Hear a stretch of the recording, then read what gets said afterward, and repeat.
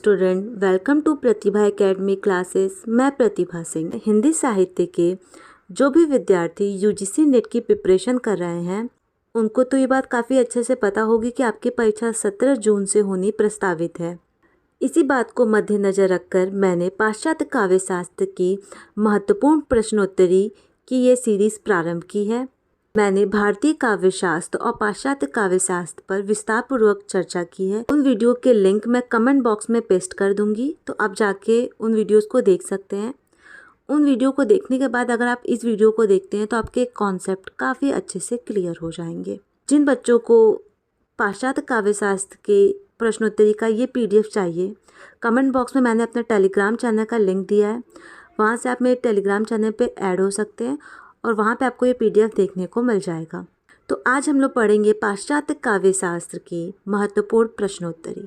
तो ये जो प्रश्नोत्तरी का सीरीज़ मैंने प्रारंभ किया है, इसमें कई सारे प्रश्न कई बार परीक्षा में पूछे जा चुके हैं। तो आज हम लोग कई सारे प्रश्नों पर चर्चा करेंगे। तो आइए हम लोग देखते हैं कुछ महत्वपूर्ण प्रश्नोत्तरी। पहला प्रश्न है, प्लेटो का समय कई बार परीक्षा में पूछा जा चुका है। तो जो प्लेटो का समय रहा है वो रहा है 427 से 347 ईस्वी पूर्व। प्लेटो का जन्म हुआ था एथेंस में। कई बार ये प्रश्न पूछा जा चुका है। प्लेटो किस प्रकार के दार्शनिक थे? तो प्लेटो प्रत्ययवादी दार्शनिक थे। प्लेटो ने काव्य हेतु स्वीकार किया है ईश्वरीय उन्माद को। प्लेटो ने अपने किस ग्रंथ में काव्य सृजन प्रक्रिया या काव्य हेतु की चर्चा की है? तो उन्होंने चर्चा की है अपने ग्रंथ इयोन में। यहाँ पे आपके दो प्रश्न तैयार हो गए कि प्लेटो के ग्रंथ का नाम क्या है। तो उनके ग्रंथ का नाम है इयोन। और उन्होंने अपने इस ग्रंथ में किसकी चर्चा की है? तो काव्य सृजन प्रक्रिया और काव्य हेतु पर चर्चा की है। कला के मूल्यों के संदर्भ में प्लेटो का दृष्टिकोण था। तो जो प्लेटो का दृष्टिकोण था वो था उपयोगितावादी और नैतिकतावादी। ये प्रश्न यूजीसी नेट की परीक्षा में 2 से 3 बार पूछा जा चुका है। अगला प्रश्न देखेंगे और ये प्रश्न काफ़ी महत्वपूर्ण है। जिन प्रश्नों को मैं बता रही हूँ कि महत्वपूर्ण है, आप उसे विशेष रूप से ध्यान में रखिएगा। बाकी ये PDF मैं आप लोगों को प्रोवाइड करा दूँगी, जिससे आप काफ़ी आसानी से पढ़ सकते हैं। दास्ता मृत्यु से भी भयावह है, यह कथन किसका है? तो ये कथन प्लेटो का है और ये कथन उनकी पुस्तक रिपब्लिक में से ली गई है।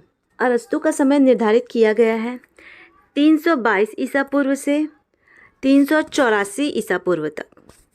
अरस्तु के ग्रंथों की संख्या 400 बताई जाती है, जिनमें 3 प्रमुख हैं। पहला है, और ये प्रश्न कई बार पूछा जा चुका है तो आप लोगों को ये याद होना चाहिए। पहली जो ग्रंथ है इनकी, उसका नाम है पेरिपोई एतिकेश, जिसको हिंदी में काव्य शास्त्र कहा गया है। दूसरा ग्रंथ है तेकनेक रितोरिकेश, जिसका हिंदी नाम है भाषण शास्त्र। और तीसरी रचना है वसीयतनामा। अरस्तु के 3 प्रमुख ग्रंथों में जो काव्य शास्त्र का ग्रंथ है वो है पेरिपोई एतिकेश। तो जो इनका पेरिपोई एतिकेश रचना है वो काव्य शास्त्रीय ग्रंथ है, जैसा कि मैंने यहाँ पे भी आप लोगों को बताया था। अगला प्रश्न हम लोग देखेंगे, अरस्तु के किस ग्रंथ को दास प्रथा से मुक्ति का प्रथम घोषणा पत्र कहा जाता है? तो वो कहा जाता है वसीयतनामा को। ठीक है, आप लोग इसे ध्यान रखिएगा। अगला प्रश्न हम लोग देखेंगे, प्रथम काव्य शास्त्री जिन्होंने उपयोगी कला आर्ट्स और ललित कला यानी फाइन आर्ट्स का भेद स्पष्ट किया है। ये प्रश्न यूजीसी नेट की परीक्षा में पूछा जा चुका है, तो वो किया है अरस्तु ने। काव्य व्यापार में निरंतर मनुष्य अनुकरण का विषय है, ये कथन किसका है? तो ये कथन है अरस्तु का।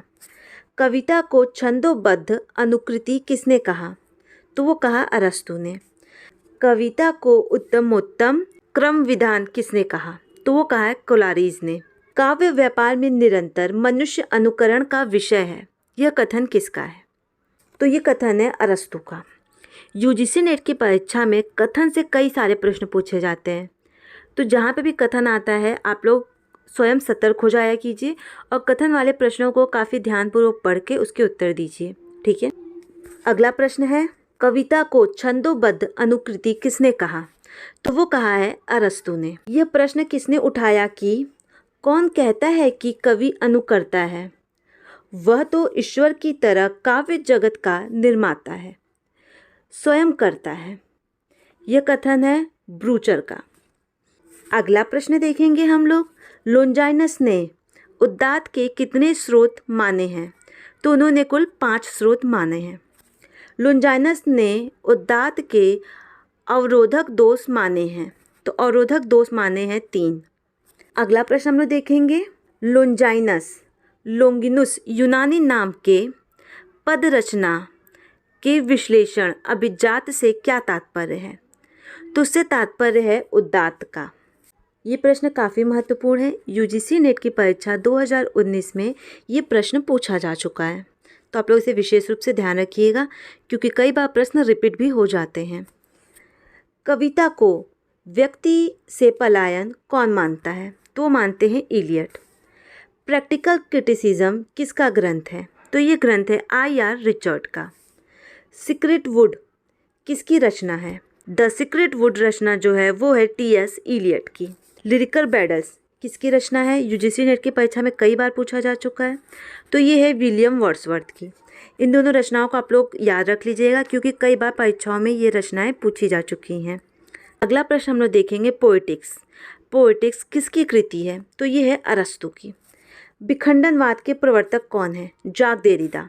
ये प्रश्न 2020 में यूजीसी नेट की परीक्षा में पूछा जा चुका है, तो आप इसे ध्यान रखिएगा। ये प्रश्न में काफ़ी महत्वपूर्ण है, कई बार यूजीसी नेट की परीक्षा में पूछा जा चुका है। अभिव्यंजनावाद के प्रवर्तक कौन है? तो अभिव्यंजनावाद के प्रवर्तक हैं क्रोचे। लोंजाइनस के ग्रंथ का नाम क्या है? तो लोंजाइनस के ग्रंथ का नाम है पेरी इप्सुस। पेरी इप्सुस एक मूलतः भाषण शास्त्र रिटोरिक ग्रंथ है। ठीक है, तो यहाँ पे आपके कई सारे प्रश्न तैयार हो गए। पहला तो लोंजाइनस के ग्रंथ का नाम क्या है? पेरी इप्सुस। उसके बाद पेरी इप्सुस जो है वह मूलतः भाषण शास्त्र रिटोरिक ग्रंथ है। ठीक है, अगला प्रश्न हम लोग देखेंगे जो काफ़ी महत्वपूर्ण है और परीक्षा में पूछा जा चुका है।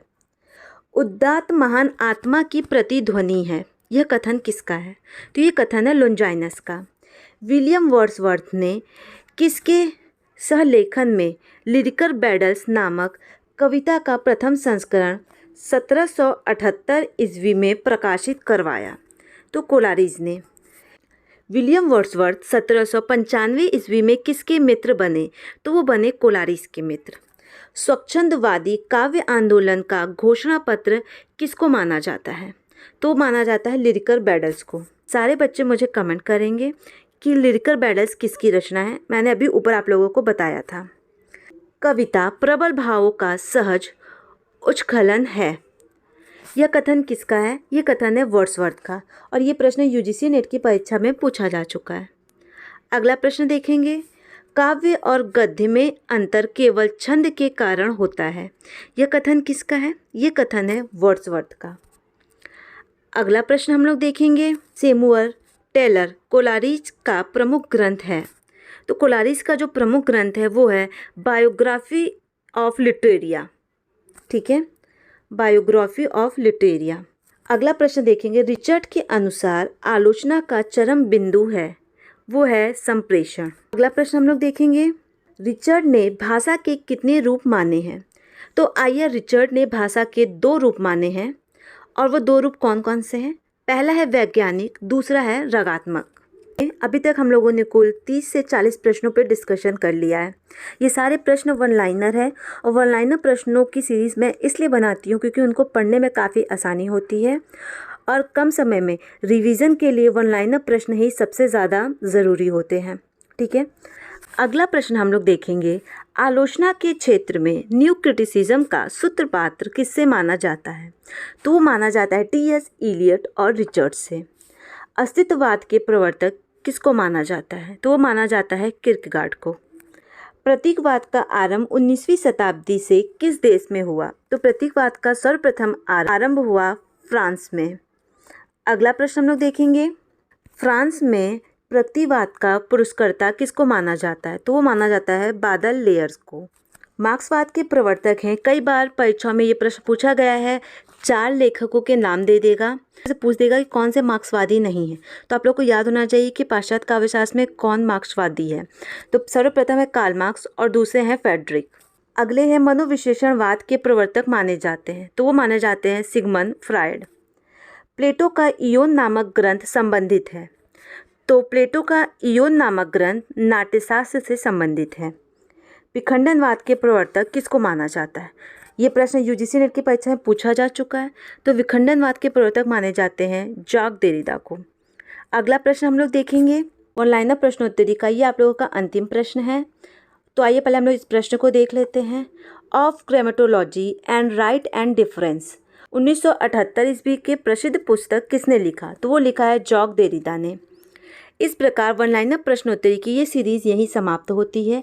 अगर आप लोगों को ये सीरीज़ पसंद आ रही है तो आप लोग मुझे कमेंट कर सकते हैं। आप लोग मुझे कमेंट करेंगे तो मैं इसका पार्ट 2 भी जल्दी ही लेके आऊँगी आप लोगों के लिए। जिन बच्चों को ये फुल PDF चाहिए, कमेंट बॉक्स में मैंने अपने टेलीग्राम चैनल का लिंक दे दिया है, वहाँ से आप मेरे टेलीग्राम चैनल पर ऐड हो सकते हैं। मेरे टेलीग्राम चैनल पर आपको ये PDF देखने को मिल जाएगा।